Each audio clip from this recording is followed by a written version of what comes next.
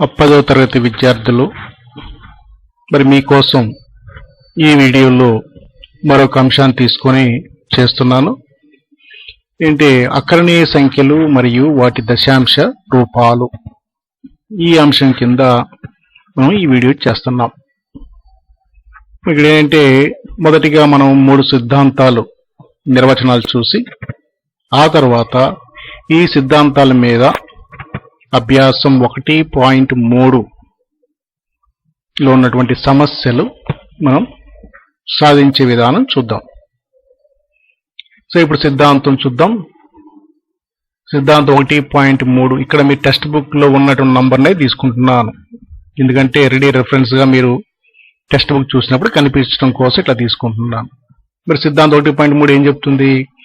x అనేది ఒక అకరణీయ సంఖ్య మరియు దీని దశాంశ రూపము ఒక అంతమయ్యే దశాంశము అయినప్పుడు x ను p, q లు పరస్పర ప్రధానాంకాలు అయి ఉన్న p/q రూపములో వ్యక్తపరచవచ్చు మరియు q యొక్క ప్రధాన కారణాంకాల లబ్దం 2n ఇంటూ 5m అగును.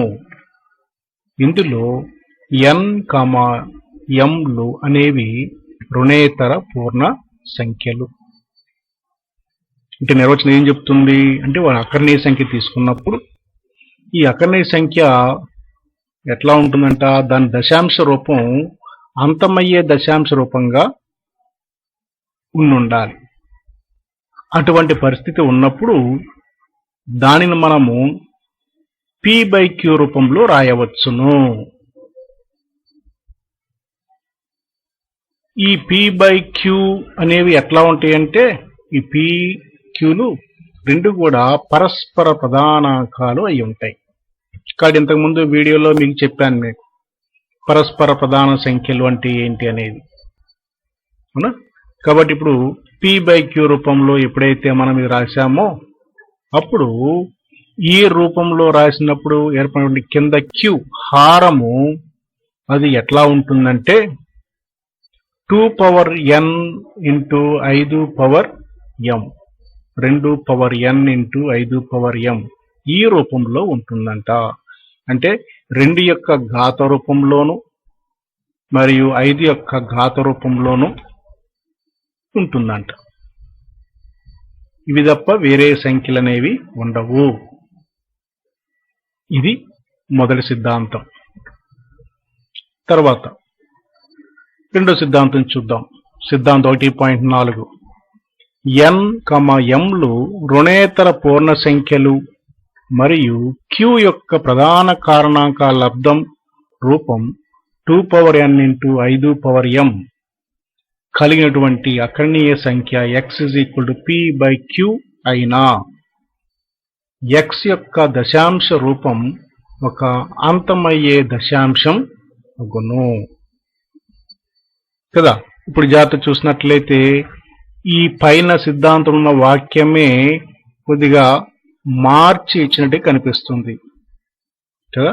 అంటే ఇక్కడ ఏంటి, nm లు రుణేతర పూర్ణ సంఖ్యల q యొక్క ప్రధాన కారణాంకాల లబ్దం 2n 5m అంటే 2 యొక్క ఘాత రూపము 5 యొక్క ఘాత రూపంలో గాని q ఉన్నట్లయితే ఆ తర్వాత అటువంటి q హారముగా ఉన్నటువంటి p/q రూపం x అనే అకరణీయ సంఖ్య ఉన్నట్లయితే అప్పుడు ఈ x అనేది ఎట్లా ఉంటుందంటే అది అంతమయ్యే దశాంశంగా ఉంటుంది అని అంటున్నాడు. అంటే ఇది ఎట్లా ఉంటుందంటే పై సిద్ధాంతానికి ఇది విపర్యయంగా ఉంటుంది.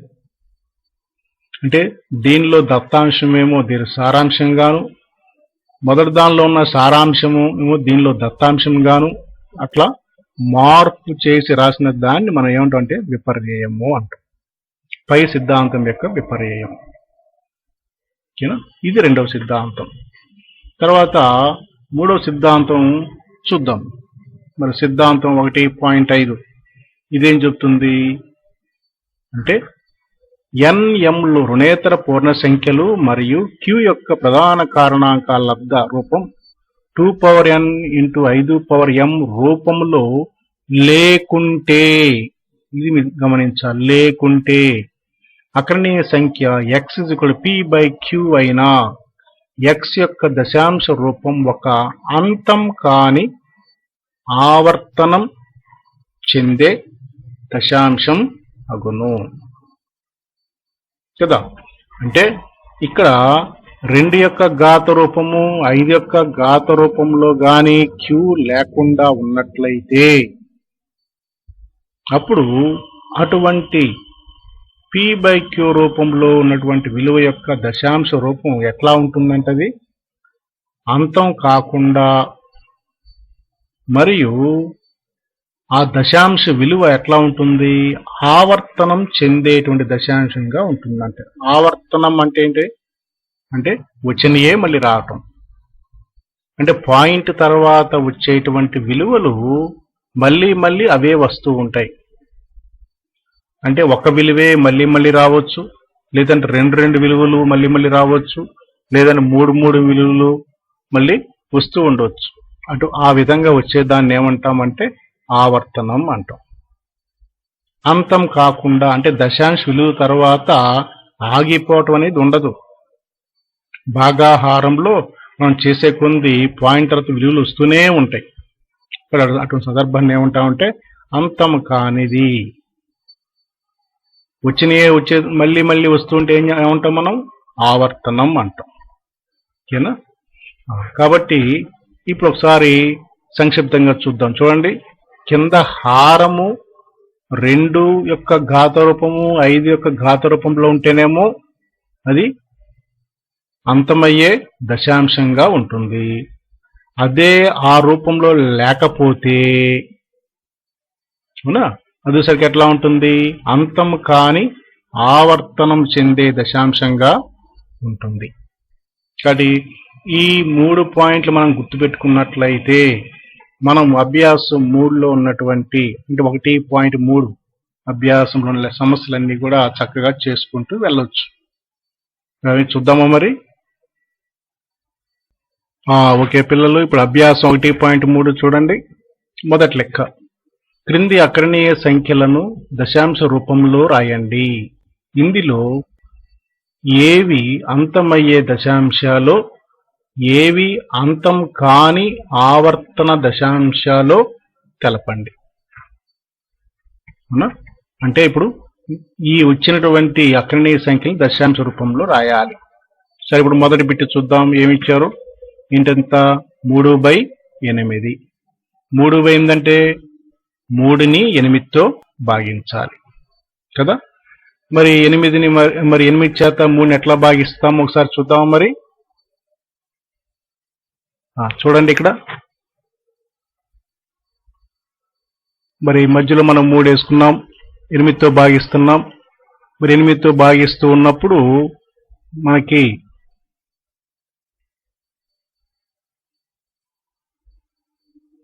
చూడం, మరి 3 అనేది దీనిని 8 భాగించదు, భాగింపలేదు. ఇక్కడ ఏం చేస్తాం మనం, 8 0 0. ఇక్కడ 0 ఎక్కమనేది మీరు వాడాలి.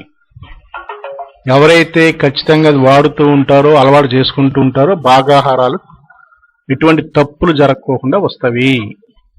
ఓకేనా. ఇప్పుడు 8 0 0 ఇక్కడ తీసేస్తే ఎంత వస్తుంది, 3 కదా. పక్కన 0 పెట్టుకోండి, ఎందుకంటే ఇక్కడ పైన ఏం లేవు కాబట్టి మనం ఏం చేస్తామంటే పాయింట్ పెట్టుకొని 0 పెట్టుకోండి. విలువలు ఇక్కడ ఏమి రాసేవి ఏం లేవు కాబట్టి పాయింట్ పెట్టి 0. ఇప్పుడు ఎంత అయింది, ఇది 30 కదా. ఇప్పుడు 30లో 8 ఎన్నిసార్లు పోతుంది, 3 సార్లు పోతుంది. 8 3 24, తీసేస్తే 6 కదా. మళ్ళీ 0 పెట్టుకోండి. ఈసారి 60లో 8 ఎన్నిసార్లు పోతుంది, 8 7 56, తీసేస్తే 4, మళ్ళీ 0 పెట్టుకోండి. ఎంత అయింది, 40. 40ని ఇప్పుడు 8 ఎన్నిసార్లు భాగిస్తుంది, 8 5 40 0. ఇక్కడ భాగఫలం ఎంత వచ్చింది ఇప్పుడు మనకి 0.375 అంటే 3/8 యొక్క విలువ ఎంత అయింది? 0.375 అన్నప్పుడు మరి ఇక్కడ ఆగిపోయింది కదా, ఇంకేమైనా వస్తున్నాయా? లేదు కదా. కాబట్టి ఇది అంతమయ్యేటువంటి దశాంశము అని రాస్తాం. కాబట్టి ఈ విధంగా మనము ఇచ్చినటువంటి ఏవైనా భిన్నాలు ఇచ్చినప్పుడు మనం భాగహారం చేసుకొని దానికి భాగఫలం రాసినప్పుడు ఆగిపోతేనేమో అంతమయ్యే దశాంశం, ఆకోకుండా అటు వస్తూనే ఉంటేనేమో అంతం కాని దశాంశాలు. మరి అదేదో మరి చూద్దామా ఇంకోటి. రైట్, రెండోది చూడండి. 229/400 కదా, అంటే 229ని 400తో భాగించాలి. మరి ఇది ఎట్లా చూద్దామా? చూడండి. Very good. ఇప్పుడు మనం ఇక్కడ 229 400 భాగిస్తుందా? భాగించదు కదా, అంటే 0 సార్లు పోతుందిగా భావించుకోవాలి. అంటే 400 0 సార్లు 0 229. ఇంకా కింద రాసేటువంటి విలువలు ఏమి లేవు కాబట్టి మనం పాయింట్ పెట్టుకొని 0 రాసుకోవాలి. ఇప్పుడు 2290 దీన్ని ఎన్నిసార్లు పోతుంది? 400 అంటే 5 సార్లు. 5 400 2000 తీసేస్తే 290. మళ్ళీ ఇంకో 0 పెట్టుకోండి. 2900 ఎన్నిసార్లు పోతుంది? 7 సార్లు. 2800 తీసేస్తే 100. పక్కన 0 పెట్టుకోండి. ఇప్పుడు 1000 అయింది. 1000లో 400 ఎన్నిసార్లు పోతుంది? 2 సార్లు. 800 తీసేస్తే 200. మళ్ళీ 0 పెట్టుకోండి. ఇప్పుడు ఎంత అయింది? ఇప్పుడు 2000. ఇక్కడ 2000 ఇప్పుడు 400 ఎన్నిసార్లు భాగిస్తుంది? 5 సార్లు భాగిస్తుంది. కాబట్టి శేషం 0. కానీ ఇప్పుడు భాగఫలం ఎంత వచ్చింది మనకి? 0.572 కదా. ఇదిగోండి. కాబట్టి 229/400 = 0.5729. మరి ఇక్కడ ఆగిపోయింది కదా, ఇది అంతమైపోయింది. కాబట్టి ఇది అంతమయ్యే దశాంశము. ఓకేనా? సరే, ఇప్పుడు తర్వాత లెక్క చూద్దాం. ఇప్పుడు మూడవ లెక్క చూడండి. 4/1/5 ఇట్లా ఇచ్చారు. మరి ఇది ఏ భిన్నం? ఇది మిశ్రమ భిన్నం కదా. ఇప్పుడు మిశ్రమ భిన్నంని మనము మరి అంతమయ్యే దశాంశ విలువ ఉంటుందా, అంతం కాని దశాంశ విలువ ఉంటుందా అనేది చూడాలి. మీరు ఎట్లా చేస్తామంటే మిశ్రమ భిన్నాన్ని మనము అపక్రమ భిన్నంలోకి మారుస్తాం. ఎట్లా మారుస్తాము అంటే చూడండి. ఇప్పుడు 4/1/5 ఈ 4ని 5ని ఈ రెండు హెచ్చవేయాలి. హెచ్చవేసి వచ్చిన దానికి 1 కలుపుతాం. అంటే 4 5 20 1 21. కాబట్టి 21/5. మరి 21ని 5తో భాగిస్తే ఎంత వస్తుంది? 4.2. మరి ఇక్కడ ఇది అంతమైపోయింది, ఆగిపోయింది. కాబట్టి ఇది అంతమయ్యే దశాంశము కదా. ఇప్పుడు తర్వాత లెక్క చూద్దాం. ఇప్పుడు 4వ లెక్క చూడమ్మా. 2/11 ఇది. మరి 2/10 అంటే 2ని మనం 11 చేత భాగించాలి కదా. మరి భాగిద్దామా? మరి చూడండి ఒకసారి ఎట్లా భాగిస్తాము. రైట్, చూడు. ఇప్పుడు మనం మధ్యలో 2 వేసుకొని మరి ఎడమ వైపు 11. మరి 2ని 11 భాగిస్తుందా? భాగించదు కదా. కాబట్టి ఇప్పుడు ఏం చేస్తాం? మనం భాగించినప్పుడు 0 ఎక్కువ తీసుకుంటాం. 11 0 0 తీసేయండి.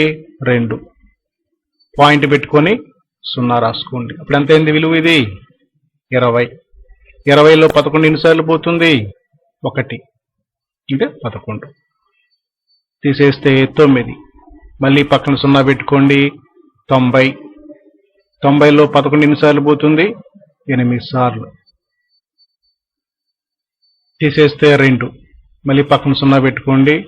20 20 ఎన్నిసార్లు పోతుంది? ఒకసారి. మళ్ళీ తీసేస్తే 90 కదా, 9 పక్కన 0 పెట్టి 90. ఈ 90 ఎన్నిసార్లు పోతుంది? 8 సార్లు. 88 2 మళ్ళీ 0. కానీ ఇట్లా చేసుకుంటూ వెళ్తూ ఉంటే మనకి అట్లా వరుసగా వస్తూనే ఉంటుంది, అంతం అనేది కాదు. ఇక్కడ భాగఫలం వచ్చేసరికి ఎట్లా వస్తుంది? 0.181818 అట్లా కొనసాగుతూనే ఉంటుంది కదా. కానీ ఇటువంటి సందర్భంలో మనం ఏం చేస్తామంటే మనం రాసేటప్పుడు డాష్ డాష్ డాష్ అని రాసుకుంటాం. 3 సార్లు రాసిన తర్వాత చూడండి, 2/11 = 0.181818 3 చుక్కలు పెడతాం. అంటే ఈ విధంగా వస్తుంది అని అర్థం. మరి ఇట్లా వస్తూనే ఉంటుంది కదా, అంటే అంతమైందా? అంతం కాలేదు. మరి ఏమవుతుంది ఇక్కడ? అంతం కాకుండా వచ్చినయే వస్తున్నాయి. మరి వచ్చినయే వస్తూ ఉంటే దాన్ని ఏమంటాం మనం? ఆవర్తనం అంటాం కదా. కాబట్టి ఇది అంతం కాని ఆవర్తన దశాంశం. ఓకేనా. నెక్స్ట్ 5వ చూడండి, 8/125. అవునా. మరి దీని భాగాహారం ఒకసారి చూడండి.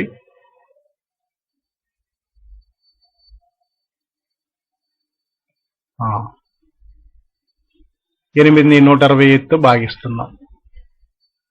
ఇక్కడ ఏం చేస్తాం మనం? ఇది చిన్నది అయిపోయింది కాబట్టి 0 ఎక్కం తీసుకొని 125 సున్నాలు 0 8 పక్కన మనం పెట్టుకోండి. ఏం చేయాలి? మనం ఇక్కడ పాయింట్ పెట్టుకొని 0 పెట్టాలి. ఇప్పుడు ఎంత అయింది? ఇది 80 అయింది. ఇక్కడేమో 125. ఇంకా ఇప్పుడు కూడా ఇది చిన్నదే కాబట్టి మళ్ళీ ఏం చేస్తాం? మళ్ళీ 0 ఎక్కమే. 125 సున్నాలు 0 తీసేయి 80. మళ్ళీ ఇంకో 0 పెట్టుకుంటాం. ఇప్పుడు ఏమైంది? 800 అయింది. ఇప్పుడు దీనిని 125తో భాగించవచ్చు. ఎన్నిసార్లు పోతుంది? 6 సార్లు. అంటే 750. తీసేస్తే 50. పక్కన 0 పెట్టుకుంటే 500. ఇది వచ్చేసరికి 125 ఎన్నిసార్లు? 4 సార్లు. కాబట్టి 500 శేషం 0. ఇక్కడ ఎంత వచ్చింది? ఇది 0.064. చూడండి, 8/125 = 0.064. అవునా. ఇక్కడ వచ్చేసరికి ఇది అంతమైపోయింది కాబట్టి ఇది అంతమయ్యే దశాంశము. ఇక్కడ ఈ విధంగా మనము ఏదైనా ఒక భిన్నం ఇచ్చినప్పుడు ఆ భిన్నములో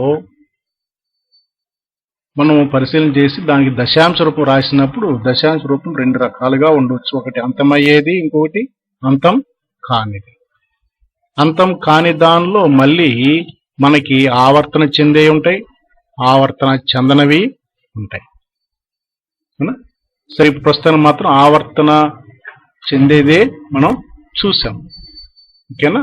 సరే, ఇప్పుడు మనం తర్వాత లెక్కలోకి వెళదాం. ఇప్పుడు మనం రెండో లెక్క చూడమ్మా.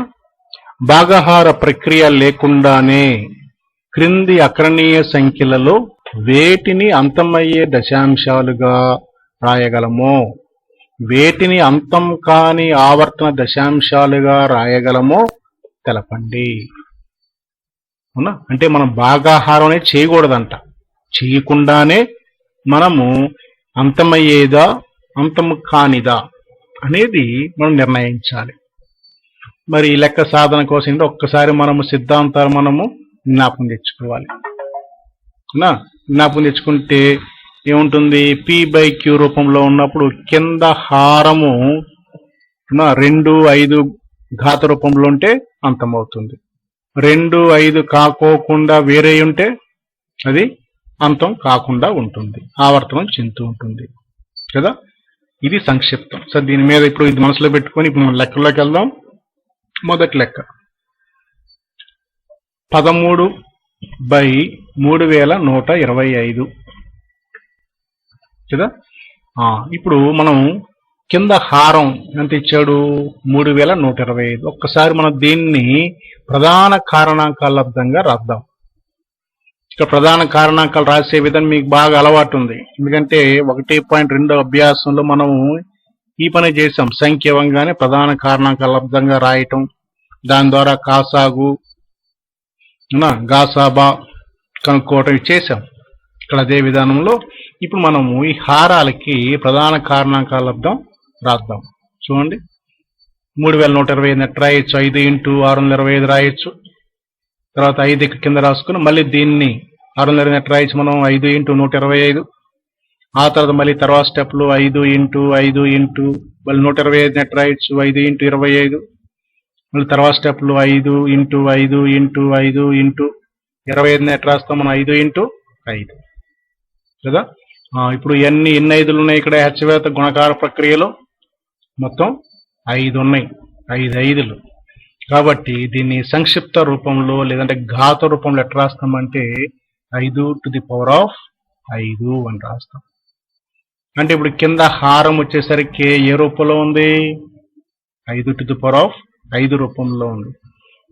ఎప్పుడైతే హారము 2 యొక్క ఘాత రూపం కానీ 5 యొక్క ఘాత రూపంలో కానీ ఉన్నట్లయితే మనం అది ఎటువంటి దశాంశం అంటాం? అంతమయ్యే దశాంశం. కాబట్టి పరిశీలన బట్టి 13/3125 అంతమయ్యే దశాంశము కదా. తర్వాత రెండో లెక్క చూడండి, 11/12 అవునా. ఈ 11/12ని అలాగే మీరు పై లెక్క లాగానే కింద హారం ఎంత ఇచ్చాడు, మీకు 12 ఇచ్చాడు. ఇక్కడ 12 మనం ప్రధాన కారణాంకాల లబ్ధంగా రాసినట్లయితే 12 = 2 ఇంటూ 6, మళ్ళీ that is equal to 2 into 6 మళ్ళీ 2 ఇంటూ 3, ఇంకేం రాయలేము. That is equal to 2² into 3.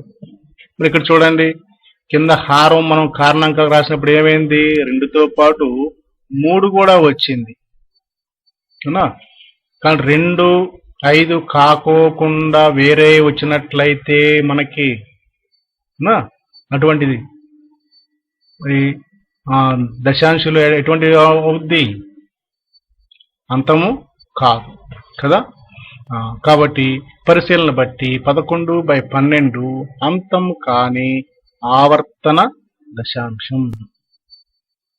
ఓకేనా, ఇప్పుడు మీకు అర్థమై ఉంటుంది. నౌకమాన్ ఇదే తర్వాత లెక్క వెళ్ళిపోదాం, కొద్దిగా స్పీడ్కి వెళ్దాం. తర్వాత మూడవ బిట్ 64/455. కింద హారాన్ని తీసుకోండి, ఎంత, 455. దీని ప్రధాన కారణాంకాలు లబ్ధంగా రాసినప్పుడు ఎట్లా వస్తుంది, 455 = 5 ఇంటూ 91, మళ్ళీ that is equal to 5 into 91ని 7 ఇంటూ 13 కదా. ఇంకా మనం వీటిని విడగొట్టలేము. ఈ కారణాంకాలు చూసినట్లయితే ఏముంటుంది, 5తో పాటు వేరే ఉన్నాయి. ఇక్కడ 2 కానీ 5 కానీ ఉంటే అది అంతమవుతుంది. కానీ వాటితో పాటు వేరే ఉన్నాయంటే మాత్రం అది అంతం కాదు కదా. మరి పరిశీలన బట్టి 64/455 అంతం కాని ఆవర్తన దశాంశము కదా. ఇప్పుడు తర్వాత బిట్ చూడండి, 4వ బిట్ 15/1600. ఇక్కడ హారం ఎంత ఇచ్చాడు, 1600 కదా. ఇంకా దాన్ని మన ప్రధాన కారణాంకాల లబ్ధంగా రాయండి. 1600 = 2 into 800, that is equal to 2 into 400, మళ్ళీ 2 ఇంటూ మళ్ళీ దీన్ని ఎట్లా రాయొచ్చు, 2 into 200, that is equal to 2 into 200 ఎట్లా రాయొచ్చు మనం, 2 into 100, that is equal to 2 into 100 ఎట్లా రాయొచ్చు, 2 ఇంటూ 50 కదా. అట్లాగే 2 ఇంటూ 50 నెట్ రాయొచ్చు, 2 ఇంటూ 25. ఈసారి 25ని ఇంకా విడగొట్టవచ్చు, ఎట్లాగా 5 5లు రాయొచ్చు. కాబట్టి ఇవన్నీ కింద నెక్స్ట్ స్టెప్లో రాసుకుంటాం. దట్ ఈజ్ ఈక్వల్ టు, ఇప్పుడు మీరు సంక్షిప్త రూపంలో రాయండి. ఇక్కడ ఎన్ని రెళ్ళు ఉన్నాయి లెక్క పెట్టండి, 1 2 3 4 5 6 రెళ్ళు ఉన్నాయి. కాబట్టి ఎట్లా రాస్తాం మనం, 2⁶ ఇంటూ ఎన్ని 5లు ఉన్నాయి, 2 5లు, కాబట్టి 5² కదా. ఇక్కడ ప్రధాన కారణాంకాలుగా లబ్ధంగా రాసినప్పుడు ఘాత రూపంలో మనకేమొస్తుంది 2⁶ into 5⁴ 2 to the power of 6 into 5 to the power of 2. ఇక్కడ 2 5లే ఉన్నాయి, వేరే ఏమైనా ఉన్నాయా? లేవు. కాబట్టి మనం 15/1600ని అంతమయ్యే దశాంశం అని చెప్పవచ్చు కదా. నెక్స్ట్ 5వ బిట్ చూడండి, 29/343 హారం 343ని ప్రధాన కారణాంక లబ్ధంగా రాసినప్పుడు ఎట్లా రాయొచ్చు మనం? 343 7 ఇంటూ 49. మళ్ళీ 49 విడగొట్టవచ్చు, 7 ఇంటూ 7 ఇంకేమైనా విడగొట్టగలము మనం? విడగొట్టలేము కదా. కాబట్టి దట్ ఈజ్ ఈక్వల్ టు 7³ కాబట్టి ఇప్పుడు ఇక్కడ సరికి 2 లేదు, 5 కూడా లేదు. ఇవి లేకోకుండా ఏముంది? వేరే సంఖ్య ఉంది 7. ఎప్పుడైతే వేరే సంఖ్య ఉందో మనం ఏం చెప్పొచ్చు? అంతం కాని ఆవర్తన దశాంశం అని చెప్పవచ్చు. ఓకేనా. తర్వాత లెక్క చూద్దాం ఒకసారి. 6వ bit 23/2 to the power of 3 into 5 square కదా. ఇప్పుడు హారాన్ని పరిశీలించండి. ఇక్కడ ఏమున్నాయి? 2 యొక్క ఘాత రూపం ఉంది, 5 యొక్క ఘాత రూపం ఉంది. ఇవి కాకోకుండా ఇంకేమైనా వేరే ఉన్నాయా? ఏమీ లేవు. కాబట్టి వెంటనే మనం ఏం చెప్పవచ్చు అంటే అంతమయ్యే దశాంశం అని చెప్పేసేయచ్చు. అలా 7వ బిట్ చూడండి, 129/2 to the power of 2 into 5 to the power of 7 into 7 to the power of 5. హారం గమనించండి, ఇక్కడ ఏముంది? అన్ని ఘాత రూపంలో ఉన్నాయి. ఒకటేమో 2 యొక్క ఘాత రూపం, ఇంకోటేమో 5 యొక్క ఘాత రూపం, మూడోదేమో 7 యొక్క ఘాత రూపం ఉంది. ఎప్పుడైతే 2 5 కాకుండా వేరేది ఉందో వెంటనే మనం ఏం చెప్పొచ్చు? ఎస్, అంతం కాని ఆవర్తన దశాంశం అని చెప్పవచ్చు కదా. దాని తర్వాత 8వ లెక్క చూడండి ఒకసారి. 8వ బిట్ ఏంటి? 9/15 అన్నప్పుడు 9ని ఎట్లా రాయొచ్చు? 3 3. ఎందుకంటే కొద్దిగా మనము ప్రధాన కారణాంకాలుగా P/Q లేనప్పుడు మనము సూక్ష్మ రూపంలో రాయాలి. భిన్నాల్ని మన సూక్ష్మ రూపంలో రాసిన తర్వాత మాత్రమే మనం అప్పుడు పరిశీలించాలి. 9ని 3 3, 15ని 3 5 రాసిన తర్వాత ఏమవుతుంది? 3 3 కొట్టుకుపోతుంది. 3 3 కొట్టుకుపోయినప్పుడు ఏమవుతుంది? ఇంకేం మిగులుతుంది? పైన 3 మిగులుతుంది, కింద 5 మిగులుతుంది, అంటే 3/5. ఇప్పుడు చూడండి, ఈ భిన్నంలో ఇప్పుడు హారంలో ఏముంది? 5 ఉంది. ఎప్పుడైతే హారంలో 5 ఉందో మనం ఏం చెప్పొచ్చు? అంతమయ్యే దశాంశం. వెరీ గుడ్ కదా. ఇప్పుడు మనము తర్వాత బిట్టు చూద్దాం. 9వ బిట్టు. 9వ బిట్టు సరికి ఏముంది? ఇక్కడ 36/100 కదా. ఇప్పుడు ఇది సరికి 4 ఇంటూ 36ని 4 9లుగా రాశాం. అలాగే 100 వచ్చేసరికి 4 25, 4 4 కొట్టేసాం. ఇప్పుడు ఏమవుద్ది? 9/25, అంటే 9/25 ఎట్లా రాయొచ్చు? మనము 5² రాయొచ్చు కదా. కాబట్టి ఎప్పుడైతే కింద హారంలో మనకి 5 మాత్రమే 5 ఘాత రూపంలో ఉంది కాబట్టి మనము అంతమయ్యే దశాంశం అని చెప్పవచ్చు. ఇక్కడ మన సూత్రాన్ని వినియోగించి చేస్తున్నాం, అది గుర్తుపెట్టుకోండి. ఓకేనా. నెక్స్ట్ 10వ బిట్ వచ్చేసరికి ఏమి ఇచ్చాడు మనకి? 77/210. ఇప్పుడు దీని వచ్చేసరికి చూడండి, ఇది లవహారాలు పరస్పర ప్రధానాంకాలు కాదు. కాబట్టి మనం ఏం చేస్తామంటే వీటిని కారణాంకాలుగా రాయండి. 7 ఇంటూ 11 కింద 210 వచ్చేసరికి 7 ఇంటూ 2 ఇంటూ 3 ఇంటూ 5గా మనం రాసుకోవచ్చు. ఎందుకంటే మనం విడగొట్టినప్పుడు 7 30లు 210, మళ్ళీ 30ని విడగొట్టినప్పుడు మనకి 2 15లు, ఆ తర్వాత 3 5లు, మొత్తం మీద మనకి 7 ఇంటూ 2 ఇంటూ 3 ఇంటూ 5గా వస్తుంది. ఇప్పుడు ఈ విధంగా వచ్చినప్పుడు దీనిలో 7 7 కొట్టుకుపోతుంది కదా, ఈ 2 కొట్టుకుపోతాయి. ఇంకేం మిగులుతుంది? లవంలో 11 మిగులుతుంది. హారంలోనేమో 2 ఇంటూ 3 ఇంటూ 5 అని మిగులుతుంది. ఇప్పుడు ఇక్కడ 2 కూడా పరస్పర ప్రధానాంకాలుగా ఉన్నాయి, ఇంకేం కొట్టుకుపోవు. ఇప్పుడు హారాన్ని పరిశీలించండి. హారంలో ఏమున్నాయి? 2 ఉంది, 5 ఉంది, వీటితో పాటు వేరే సంఖ్య కూడా ఉంది. ఎప్పుడైతే వేరే సంఖ్య ఉందో మనం ఏం చెప్పొచ్చు? అది అవునా, అంతం కాని ఆవర్తన దశాంశం అని చెప్పొచ్చు కదా. కాబట్టి 77/210 అంతం కాని ఆవర్తన దశాంశము ఇది చెప్పొచ్చు. ఓకేనా. నెక్స్ట్ మనం తర్వాత లెక్కకి వెళ్దాం. ఇప్పుడు మూడో లెక్క వచ్చేసరికి చూడండి, సిద్ధాంతం 1.3ను అనుసరించి కింది అకరణీయ సంఖ్యల యొక్క దశాంశ రూపాన్ని తెలపండి. అవునా, అంటే అకరణీయ సంఖ్యల యొక్క దశాంశ రూపం చెప్పాలంట, అంటే ఆ విలువ రాయాలి. అంటే సిద్ధాంతం ఉపయోగించి ఎట్లా అనేది చూద్దాం. మొదటిది 13/25. ఇప్పుడు ఏం చేస్తామంటే కింద హారాన్ని మనము ప్రధాన కారణాంకాల లబ్దంగా రాయాలి. అంటే 13/25 ఈజ్ ఈక్వల్ టు 13/25 ఎట్లా రాయొచ్చు? మనం 5 5లుగా రాయొచ్చు కదా. So that is equal to 13 ఇక్కడ 2 5లు ఉన్నాయి కాబట్టి 5 స్క్వేర్ ఘాత రూపంలో రాస్తున్నా. అవునా. ఇప్పుడు జాగ్రత్తగా గమనించండి, ఒక లెక్క అర్థం చేసుకుంటే మిగిలినవన్నీ కూడా మీకు అర్థమవుతాయి.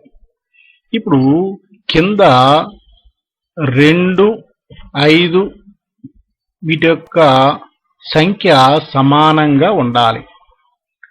ఒకవేళ ఒకటి ఉండి ఒకటి లేదనుకో, ఆ రెండో దానికి కూడా వచ్చే రకంగా మనము మార్పు చేసుకోవాలి.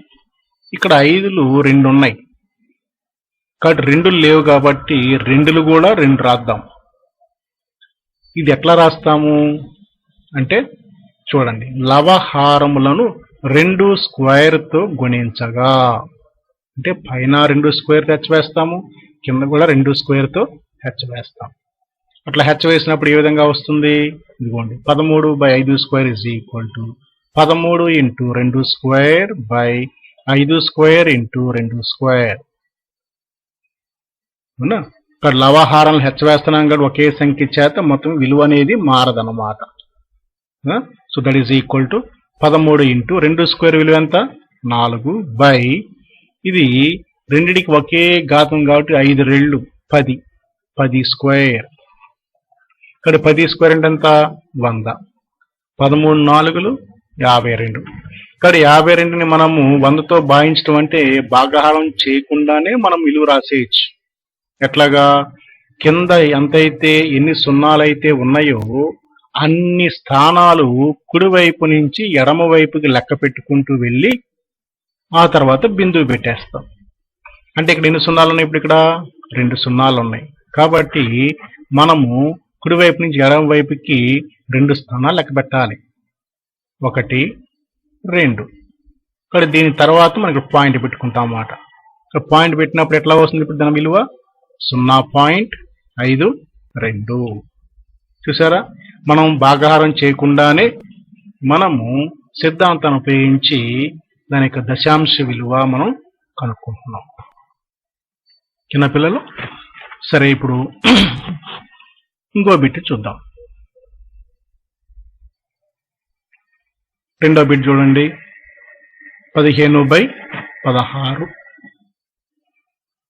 ఇప్పుడు ఇచ్చిన సంఖ్యని మనం పరిశీలిస్తూ హారాన్ని ప్రధాన కారణాంకాల లబ్దంగా రాద్దాం. 15/16 ఈజ్ ఈక్వల్ టు 15/16 ఎట్లా రాయొచ్చు? మనం 2 ఇంటూ 2 ఇంటూ 2 ఇంటూ 2గా రాసేయచ్చు. దట్ ఈజ్ ఈక్వల్ టు 15/2⁴ కదా. ఇప్పుడు మరి కింద మరి మనకి ఘాత రూపం ఏముంది?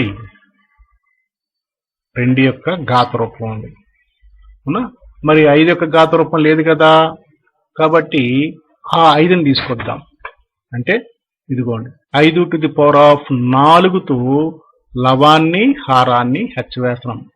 ఇక్కడ ఏదైతే హారంలో లోపిస్తుందో అదే రాస్తాం, దాంతో హెచ్చవేస్తాం. ఇక్కడ 15/2⁴ is equal to 15 into 5⁴/2⁴ into 5⁴. That is equal to 15 into 5⁴. 5⁴ విలువ ఎంత అంటే 5ని మనం 4 సార్లు వేసుకుని హెచ్చవేస్తాం. 5 into 5 into 5 into 5 అని హెచ్చవేసినప్పుడు ఎంత వస్తుంది? 625 బై 2 5లు 10, 10⁴. ఇక్కడ 2 హెచ్చవేస్తే మనకి 9375 వస్తుంది బై 10⁴ అంటే 1 తర్వాత 4 సున్నాలు. పవర్ ఎంత ఉంటే అన్ని సున్నాలు, ఇది 4 సున్నాలు కదా, అంటే 10,000. మరి ఇప్పుడు దీన్ని భాగించాలి. మరి మొదటి లెక్కలు చెప్పాను, ఎట్లా మనం విలువ రాయొచ్చు? 0 లెక్క పెట్టుకొని అన్ని సున్నాలుతో మనకి ఏం చేయాలంటే మనం విలువలు లెక్క పెట్టండి, స్థానాలు లెక్క పెట్టండి. 4 సున్నాలు ఉన్నాయి కాబట్టి 4 స్థానాలు, 1 2 3 4. దీని తర్వాత పాయింట్ ఇక్కడ పెట్టుకుంటాం, అంటే 0.937 ఓకేనా. మనం చదివేటప్పుడు దశాంశ విలువతో ఉన్నటువంటి దాన్ని మనం చదివేటప్పుడు ఏం చేయాలంటే మనము పాయింట్ తర్వాత ఉన్నాయి ఏ అంకికి ఆ అంకి మనము పలకాలి, కలిపి మనం చదవకూడదు. కాబట్టి ఎట్లా చదువుతాం మనం? 0.937 అని అట్లా చదవాలి, ఓకేనా. సరే, ఇప్పుడు మూడో బిట్ చూడండి. 23/2³ 5² కదా, 23/2⁵/5². ఇప్పుడు ఇది రాసుకుంటే 23/2³ అంటే 2 into 2 into 2. 5² అంటే 5 into 5. ఇప్పుడు జాగ్రత్తగా గమనించండి, హారంలో 23 ఉంది, హారం సరికే 2 into 2 into 2 into 5 into 5. ఇక్కడ ఎన్ని రెళ్ళు ఉన్నాయి? 3 రెళ్ళు ఉన్నాయి కదా. ఇక్కడ ఎన్ని 5లు ఉన్నాయి? 2 5లు ఉన్నాయి. Very good. ఇప్పుడు మరి ఈ రెళ్ళతో పోల్చినప్పుడు ఎన్ని 5లు తక్కువగా ఉన్నాయి? ఎస్, 1 5 తక్కువగా ఉంది. కాబట్టి ఆ 1 5తో పైన కింద హెచ్చవేయాలి. పైన కింద అంటే లవ హారములను హెచ్చవేయాలి. కాబట్టి ఇదిగోండి, కాబట్టి లవహారములను 5 చే గుణించగా, కాబట్టి 23/2⁵ into 5⁴ is equal to 23 into 5/2⁵ into 5⁴ into 5. That is equal to 2 హెచ్చవేస్తే 115/2⁵ into 5⁵ అవుతుంది. ఎందుకంటే 5² into 5, ఇక్కడ 2 5లు ఉన్నాయి, ఇక్కడ 5, మొత్తం కలిపి ఎన్ని 5లు అయినాయి? ఇవి 3 5లు అయినాయి. అందువల్ల ఈ కలిపేసేసి ఏం చేస్తున్నానంటే 5⁻³ అని రాశాను కదా.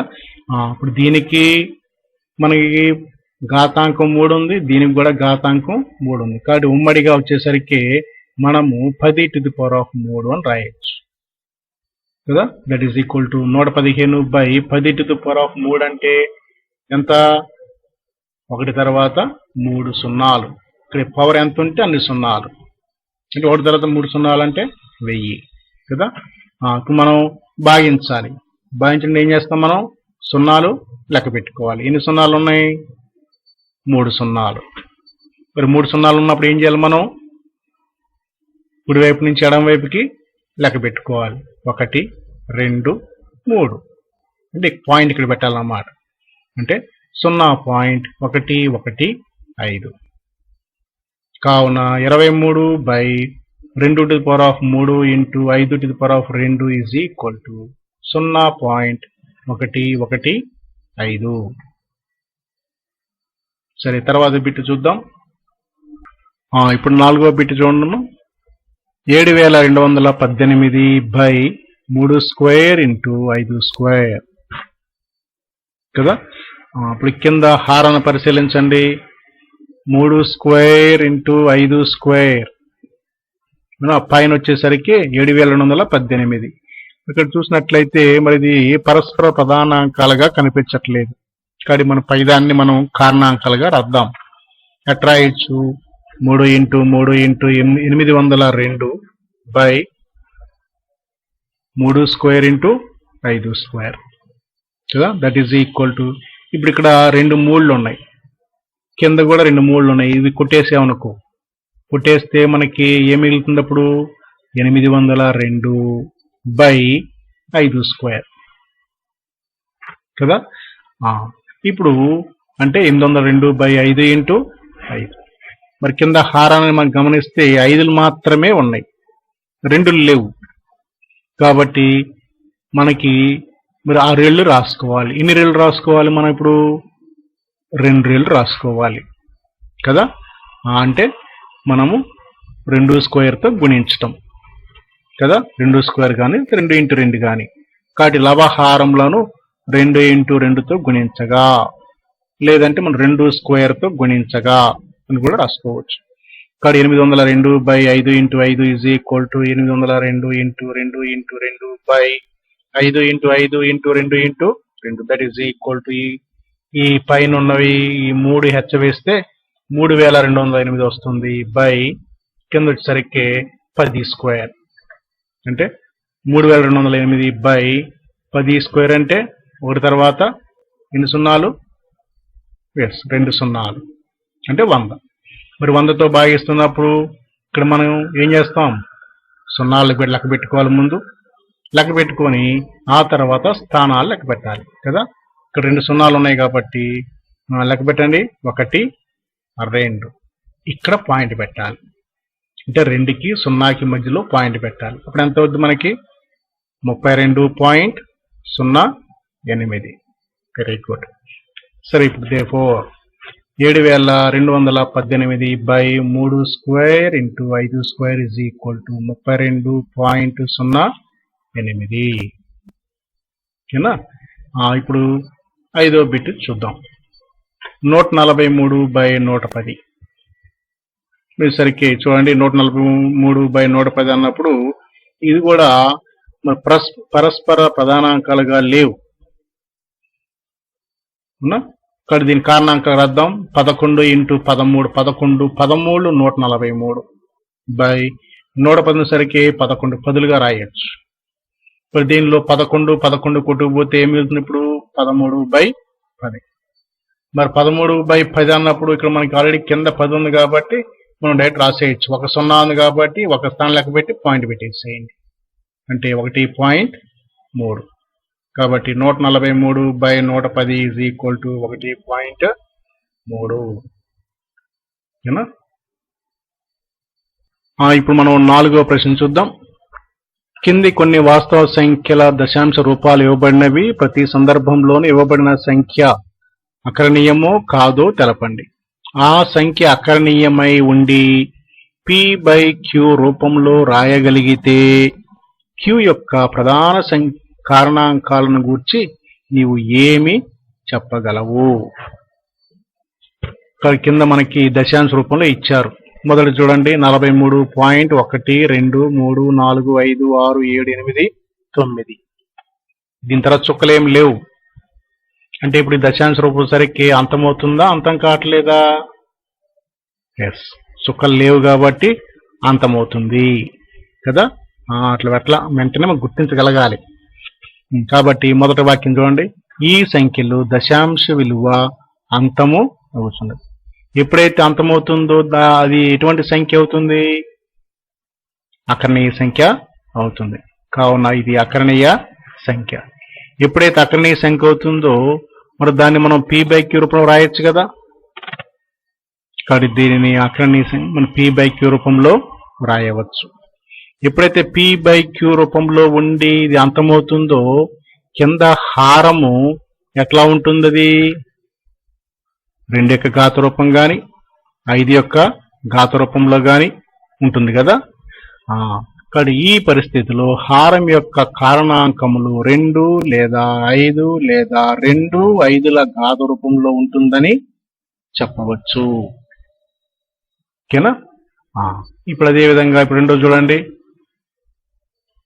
0.1201 2001 001 120000 ఎక్సెట్రా. చుక్కలు ఉన్నాయి. చుక్కలు ఉన్నాయంటే ఇప్పుడు అర్థం ఏంటిది? అంతం కావటం లేదు. ఇక్కడ అంతం కావటం లేదు. మొదటి పాయింట్ తెలిసింది. రెండవది ఇక్కడ చూడండి 1 తర్వాత 2 తర్వాత 0, ఆ తర్వాత 1 2 తర్వాత 2 సున్నాలు, ఆ తర్వాత మళ్ళీ మనకి ఇక్కడ 1 0 0 0 1 2 0 0 ఇట్లా వస్తుంది. అంటే ఇక్కడ అవే విలువలు రావటం లేదు, కొద్ది మార్పు జరుగుతూ ఉంది. మార్పు జరుగుతూ ఉంటుంది కాబట్టి ఆవర్తనం జరుగుతున్నట్టు కాదు. ఆవర్తనం అంటే వరుసగా వచ్చేస్తూ ఉండాలి, అవునా? కాబట్టి ఇక్కడ వరుసగా రావటంలా ఇక్కడ సున్నాల సంఖ్య పెరుగుతూ ఉంటుంది. కాబట్టి ఇది ఈ సంఖ్యలో దశాంశ విలువ అంతం కాదు, అంతం కాని ఆవర్తనము కాని దశాంశం. అంతం కావట్లేదు, ఆవర్తనం కూడా కావటం లేదు. ఎప్పుడైతే అంతం కానీ ఆవర్తనం కానీ దశాంశం అవుతుందో అటువంటి సంఖ్యని మనం ఏమంటాం? మనం అది కరణీయ సంఖ్య. కాబట్టి మనం ఇక్కడ కరణీయ అనే పదం వాడుకోకుండా ఏం చేస్తామంటే ఇది అకరణీయ సంఖ్య కాదు. ఎందుకంటే ప్రశ్నలు ఏమంటున్నాడు? అది అకరణీయ సంఖ్య అవుతుందా కాదా అన్నాడు. కాబట్టి మనం ఏం చేస్తాం? అకరణీయ సంఖ్య కాదు. ఓకేనా. తర్వాత మూడో బిట్ చూడండి. మూడోటి సరికి ఇక్కడ 43.123456789 ఈ దశాంశ విలువలు పైన బార్ ఉంది కదా. బార్ ఉంటే మళ్ళీ మళ్ళీ వస్తున్నట్టు లెక్క. కాబట్టి ఎప్పుడైతే మళ్ళీ మళ్ళీ వస్తుందని భావన ఉందో సరికి ఇది అంతము కాదు, అవే వస్తున్నాయి కాబట్టి ఆవర్తనం. కాబట్టి ఈ సంఖ్యలో దశాంశ విలువ అంతము కాని ఆవర్తన దశాంశం. ఎప్పుడైతే ఇట్లా ఉందో దాన్ని ఏమంటాం మనం? ఇటువంటి సంఖ్యది అకరణీయ సంఖ్య. దీన్ని బట్టి మనము సంఖ్య p/q రూపంలో రాయవచ్చు. మరి అంతం కాకుండా ఆవర్తనం చెందేటువంటి దశాంశ విలువ సరికే హారంలో ఏమై ఉంటాయి? 2/5 కాకోకుండా వేరే సంఖ్యలు అవుతాయి కదా. కాబట్టి ఈ పరిస్థితిలో హారం యొక్క కారణాంకములలో 3 లేదా 7 మొదలగు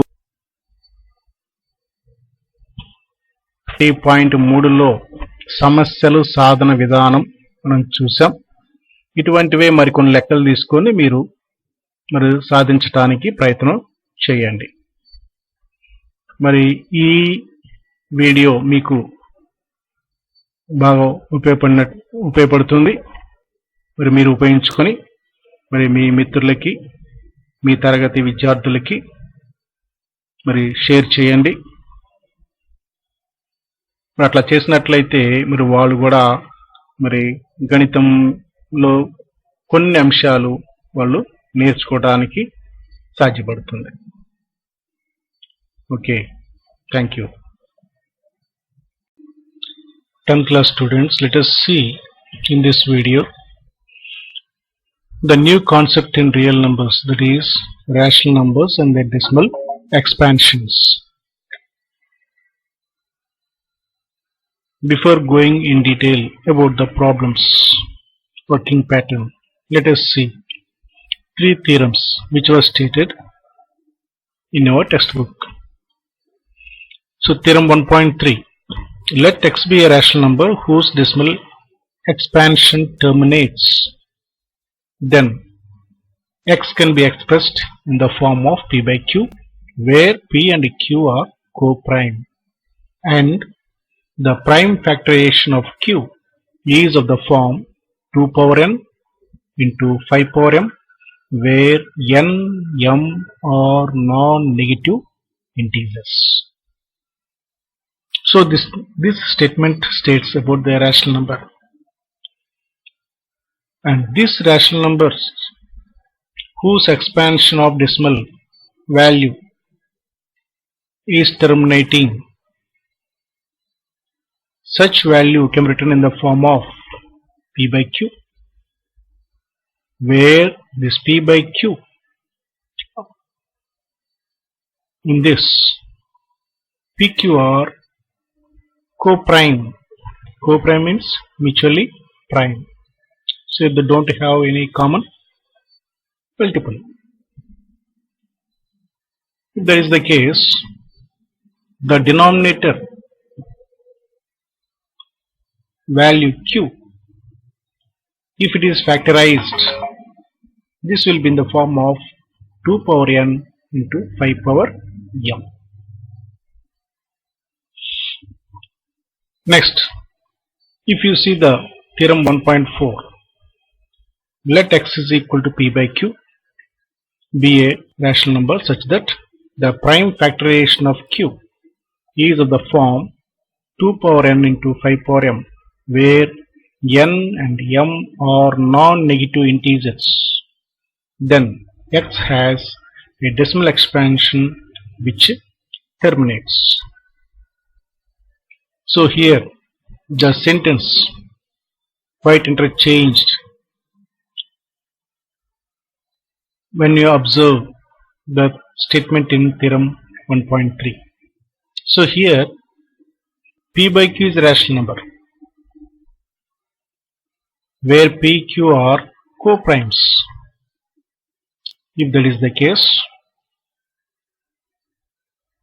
and Q in the form of 2 power n into 5 power m, then the decimal expansion of this P by Q has terminating decimal value. So theorem 1.4 is the converse of theorem 1.3 that you should observe. Next, if you see next theorem, theorem 1.5, here let x is equal to P by Q be a rational number such that the prime factorization of Q is not of the form 2 power n into 5 power m, where n and m are non-negative integers. Then x has a decimal expansion which is non-terminating, repeating or recurring. So here if the denominator Q is not in the form of 2 power n into 5 power m, then the decimal expansion is non-terminating and recurring. So the main concepts you should remember this theorem 1.4 and 1.5. We just summarize these two. If the denominator Q is in the form of 2 power n into 5 power m, then the decimal expansion terminates. If Q is not in the form of 2 power n into 5 power m, then the decimal expansion non-terminating and repeating, that is recurring. So these are the two concepts which you have to remember for doing problems in exercise 1.3. Okay students, let us go into the exercise and see the problems. So here is exercise 1.3. First problem. Write the following rational numbers in the decimal form and also state which are terminating and which are non-terminating repeating decimals. Okay. Now first bit, 3 by 8. That means you have to divide 3 with 8. And let us see the division method. Here is so 3 dividing with 8. As 3 is less than 8, it cannot be divided. That means you have to take the 0 table. So 8 zeros, 0. Remainder 3. As there are no values present, not to bring down, place the decimal point and take 0 here. Then the value will be 30. Now 8 divides 30 3 times. So 8 3s are 24. Remainder 6. Again you place 0. Now 8 7s 56. 4 remainder. Place 0. It is 40. Now 8 5s is 40. 0. Isn't it? So what is the value that you got? What is the quotient? 0.375. Isn't it? So therefore 3 by 8 is equal to 0.375. So here terminates. That means stops. Isn't it? So it is terminating decimal. Isn't it? Now let us go to the second problem. 229 by 400. That means you have to divide 229 with 400. Now let us see the division. Yes, here it is. So 229 is less than 400. So you have to take 0 times 400 into 0. So isn't it?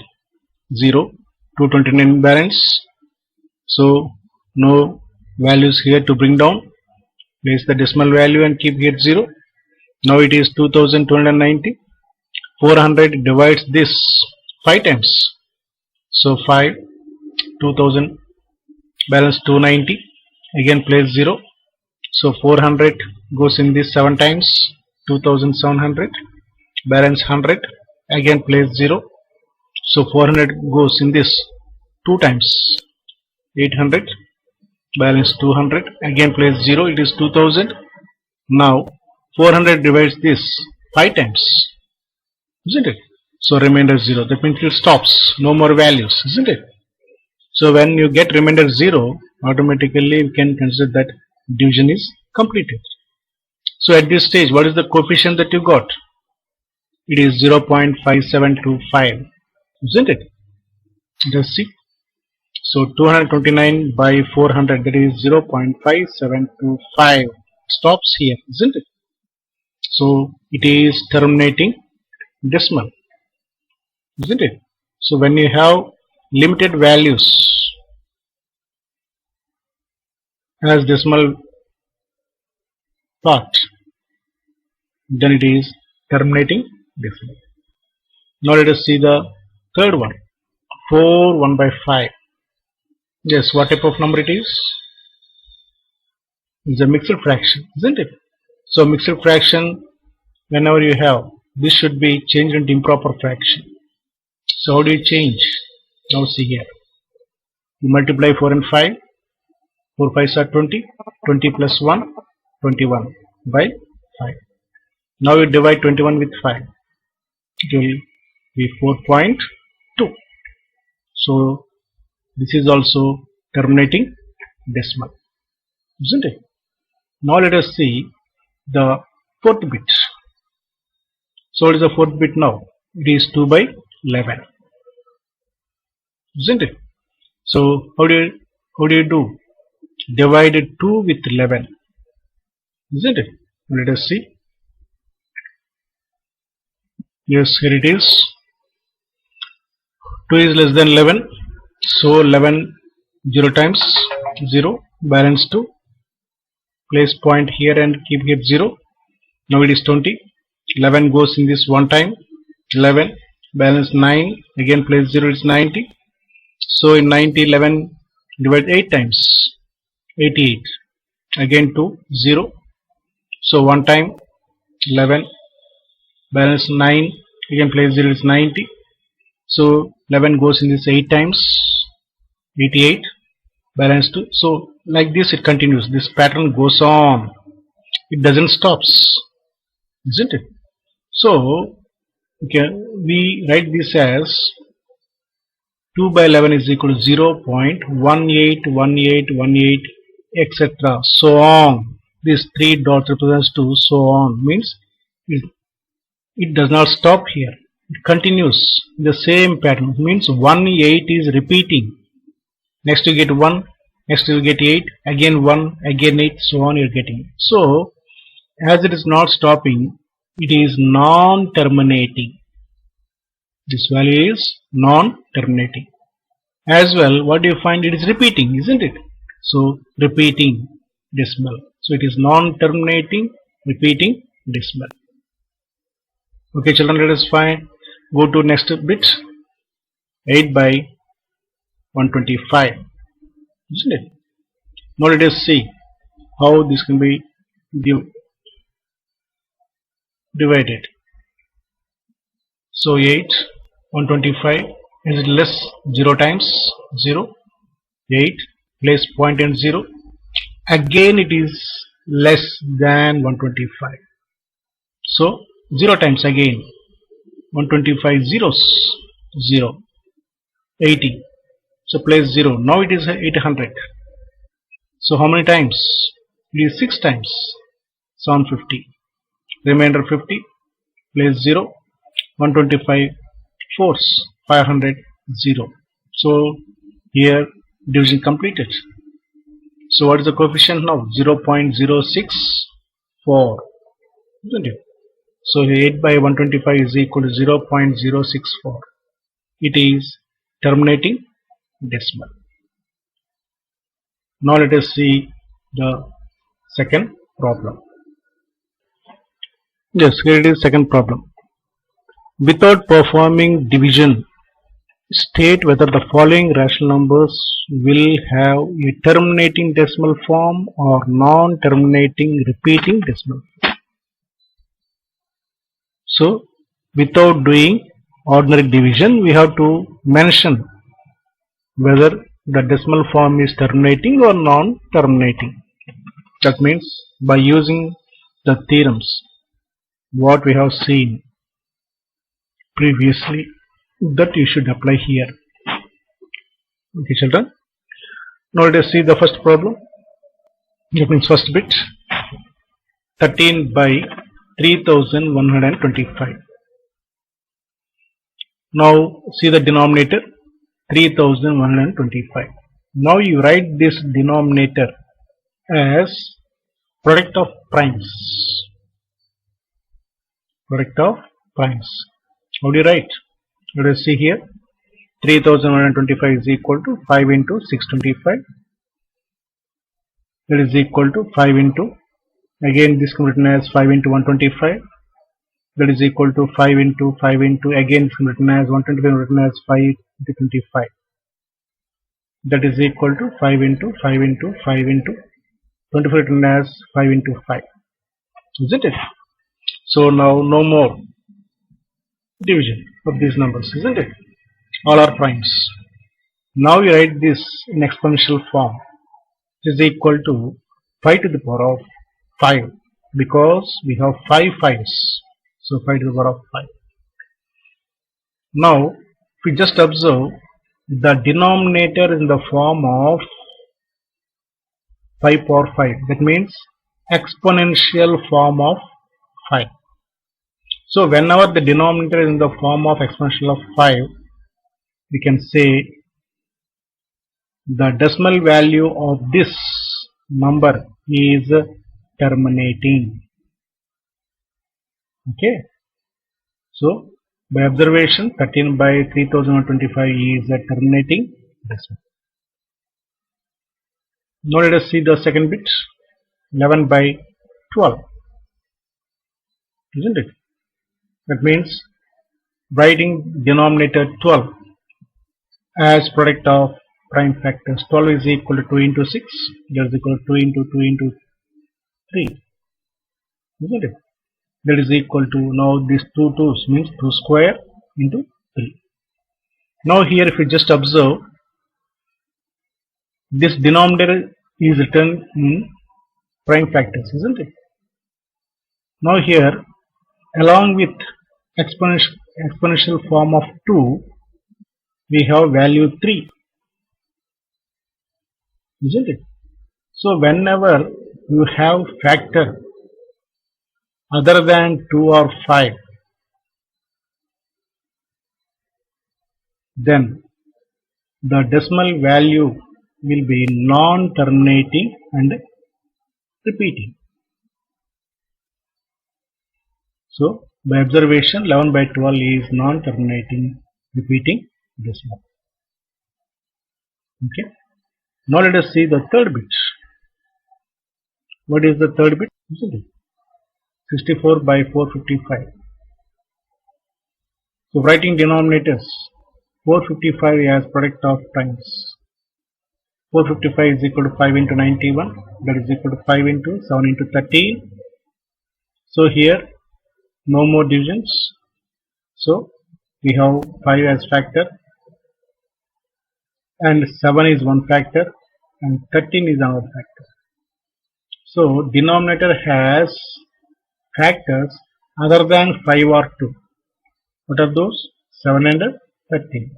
So whenever you have other factors, other values as factors, then the decimal value of that rational number is non-terminating, isn't it? So by observation, 64 by 455 is non-terminating, isn't it? Now let us see the other bit. Fourth bit, 15 by 1600. Now again, now we take the denominator 1600, write in factors, prime factors, that is 1600 is equal to 2 into 800, that is 2 into 400, this one. Now 2 into this one written as 2 into 200, again 2 into this one written as 200 written as 2 into 100. Next again 2 into 100 written as 2 into 50. Next one 2 into 2, 50 written as 2 into 25, isn't it? Now this 25 written as 5 into 5. So that is the last step here. Now we just observe how many 2's we have. Total we have 6 2's. So it is 2 power 6 into how many 5's we have? 2 5's. So it is 5 square. Now we observe here. What are the factors we have? It is 2 power 6 and 5 square, isn't it? So it is 2 and 6. That means the decimal value of 15 by 1600 is terminating, isn't it? Now let us go to fifth bit, 29 by 343. As usual, take the denominator 343. You write the factors. When you write the factors, it will be 7 into 49. Again 49 can be split. That is 7 into 7 into 7, that is equal to 7 cube, isn't it? So here instead of 2 and 5 we have other number 7. So it is non-terminating repeating decimals, isn't it? Let us go to sixth problem now. Sixth bit, 23 by 2 cube 5 square. Now if you observe here denominator 2 cube 5 square, so directly you can mention here the factors are 2 and 5, isn't it? That means the decimal value of this is terminating decimal because we don't have other values. So that is what I have written here. Next we go to seventh one. 129 by 2 power 2 into 5 power 7 into 7 power 5. Now you observe the denominator. What are they? Yes, 2 square, 5 power 7 and 7 power 5. Now in the denominator, along with 2 and 5, you have one more number. It is 7, isn't it? So whenever you have like this, other than 2 and 5, the decimal value of this rational number will be non-terminating repeating this one, isn't it? Now let us see the other bit, 8th one, 9 by 15. So 9 by 15, now you simplify this, 9 by 15, you simplify. So 9 written as 3 into 3, 15 is 3 into 5. Now we cancel here 3 and 3. So remains 3 by 5 is remaining. Now we observe the denominator. We have 5, isn't it? So whenever you have 5, the decimal value of this will be terminating, isn't it? So that is what we have written here. Hence the given number 9 by 15 has terminating decimal. Now let us see the 9th bit. It is 36 by 100. Now denominator can be written as 4 into 25 and 36 can be written as 4 into 9, because in given fraction they are not mutually prime, isn't it? So write this in simplest form. Not to write like that. You have to write into factors. So now we cancel 4 and 4. Next we get 9 by 25. So these two are mutually prime. Now we observe the factors of denominator. So this will be 9 by 5 square. So whenever you have value 5, exponential form of 5, then you can conclude that the decimal value of this is terminating decimal. Okay, now let us see the last bit, 10th bit, 77 by 210. Now you can write this 77 as 7 into 11 and 210 as 7 into 2 into 3 into 5. So here I have reduced steps, directly I have written. Okay, now 7 cancels, so remaining 11 by 2 into 3 into 5. Now if you just check up here, we have 2, we have 5, along with these 2 we have 3, which results to the decimal value is non-terminating and repeating. Okay, now let us go to the other problem. So here is the third problem. Write the following rationals in decimal form using theorem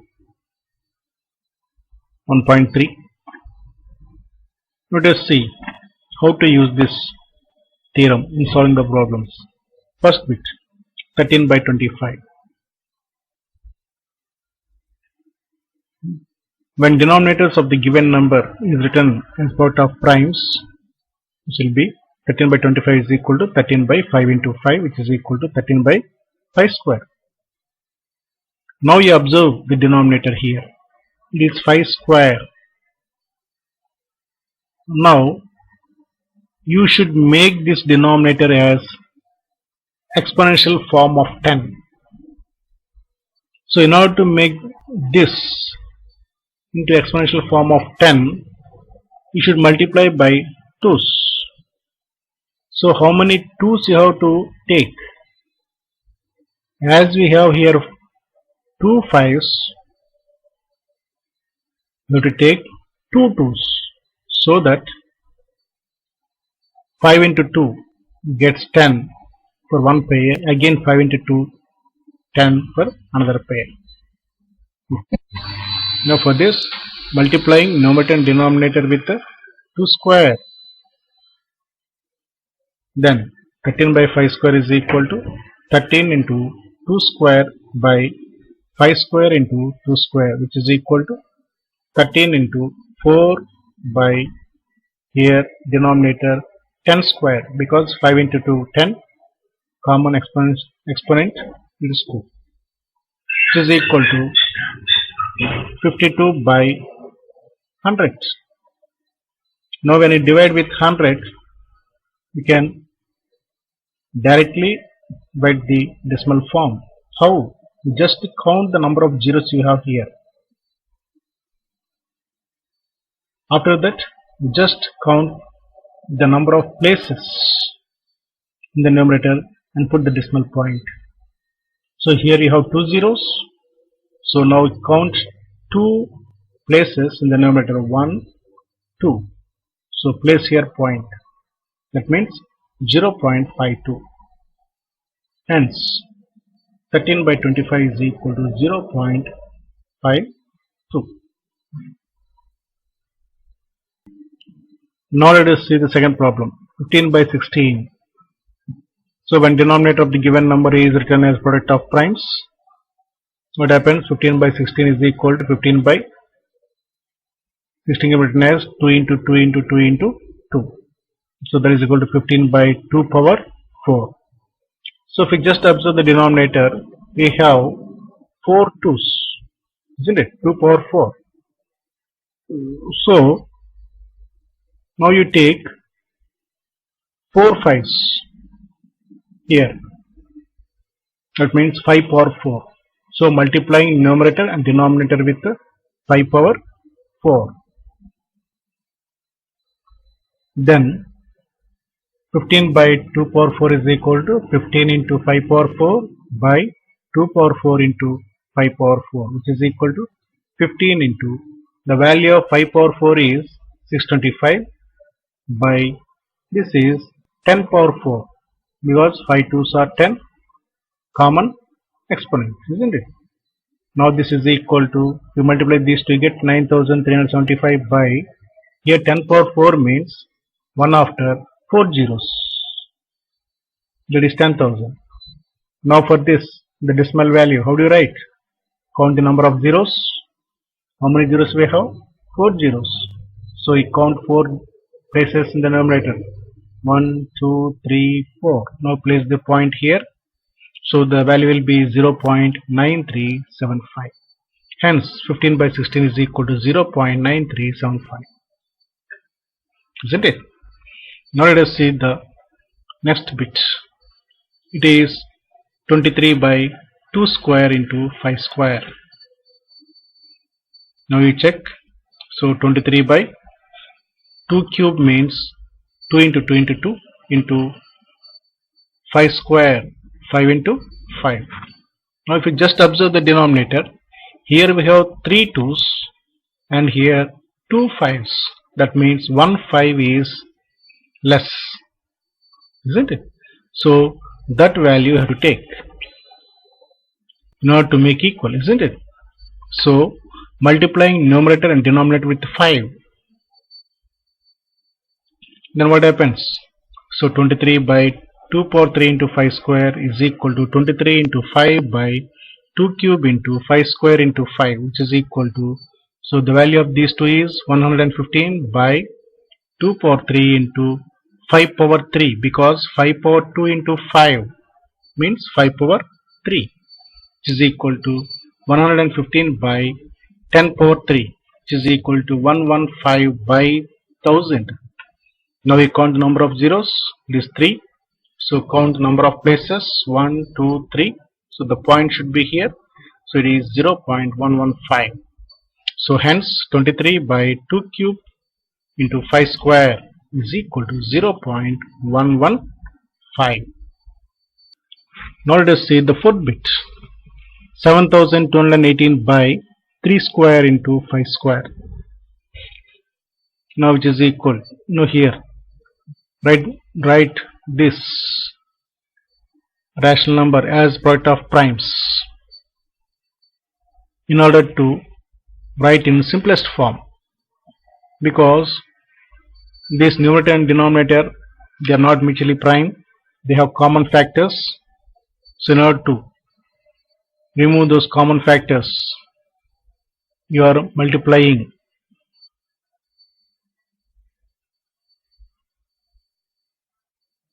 you are writing the numerator as factors and denominator as factors, isn't it?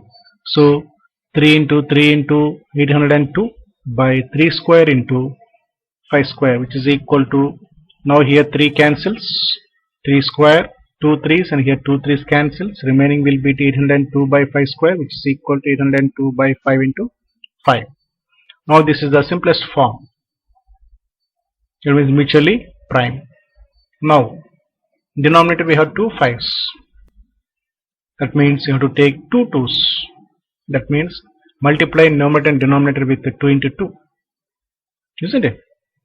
So what happens? 802 by 5 into 5, which is equal to 802 into 2 into 2 by 5 into 5 into 2 into 2, which is equal to 3208 by 10 square, which is equal to 3208 by 100. So here we have two zeros. So count two places from right to left. So 1, 2. That means you replace point here. It means its value is 32.08. Hence 7218 by 3 square into 5 square is equal to 32.08. Now let us see the other bit, fifth bit, 143 by 110. Now if you write this numerator and denominator as factors, it will be 11 into 13 by 11 into 10. So here 11 cancels. That means remaining 13 by 10. They are mutually prime. So previously they are not mutually prime or co-prime. So here it is, they are co-primes. So denominator we have 10. That means you can directly write by observation the decimal value. What is the decimal value now? It is 1.3. Therefore 143 by 110 is equal to 1.3. Now let us see the fourth problem. Decimal form of some real numbers are given below. In each case, divide whether the number is rational or not. That means you have to decide. Whether the number is rational or not. If it is rational and expressed in the form of p by q, what can you say about the prime factors of q? So the first bit, 43.1, 2, 3, 4, 5, 6, 7, 8, 9. So here you don't have dots.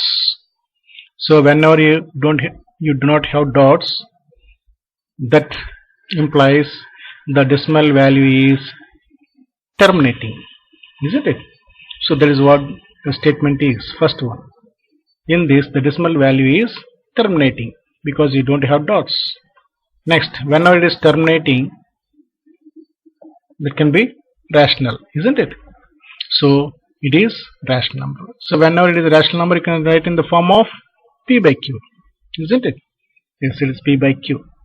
Next, as it is terminating, the denominator should be in the form of 2 power n into 5 power m.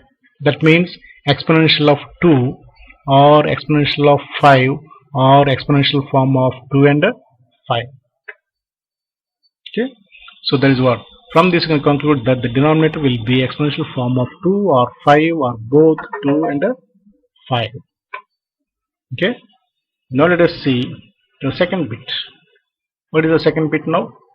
It is 0.12012001 0001 2 4 zeros, here dots, etc. That means whenever you have dots, it is not terminating. So 1 point is known to you. It is not terminating. Now, is the values are repeating successively? No. Because as we observe this, number of zeros are increasing as you go forward. From left to right, if you just observe, here we have 1 0, here we have 2 zeros, here we have 3 zeros, next we have here 4 zeros. That means zeros are increasing, means repeating. If it is repeating the same value without any change, it should repeat, but here that is not happening. So it is non-repeating, it is non-terminating and non-repeating. So in such case, it is not a rational number. Okay. So from this we conclude that the given number is not a rational number. Now let us see the third one. 43.123456789 bar. So the bar represents this whole set of values, again repeats and that continues. Okay, that means this value is non-terminating. As it's repeating, it is recurring, isn't it? So whenever the value is non-terminating and repeating, it is rational number. So whenever it is a rational number, you can write this in the form of P by Q, isn't it? You can write in the form of P by Q. So whenever it is non-terminating and recurring, then the denominator of this P by Q form, so that should contain factors other than 2 and 5. Means it should contain the values other than 2 and 5. Then only the decimal value of non-terminating and repeating decimals will be rational numbers in the form of P by Q. Okay children, I hope this video is helpful to you to some extent. Now do share this video to your friends and your classmates in order to benefit them also, and do prepare for the next videos. Thank you.